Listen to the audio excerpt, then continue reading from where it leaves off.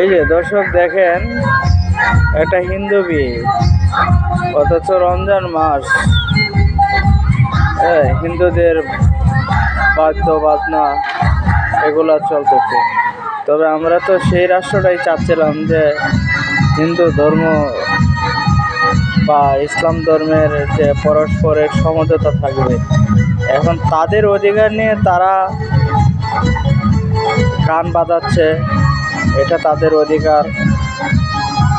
এই রাষ্ট্রের প্রতি আমাদের মুসলমানের যেমন দায়িত্ব, ইসলামের যেমন দায়িত্ব, হিন্দুদেরও ঠিক তেমন ততটুকুই দায়িত্ব। তো তাদের কাজ তারা তাদের স্বাধীনভাবেই করতেছে, তো কেউ বাধা দিচ্ছে না। ঠিক ইসলামরা পরস্পর এমনই। তো বাংলাদেশে ধর্মের ভেদাভেদ কখনোই যেন না থাকে, এটাই যেন হয় আর কি। সর্বোপরি কথা হচ্ছে যে বাংলাদেশি সবাই হচ্ছে বাঙালি, একটাই জাত যেন হয়।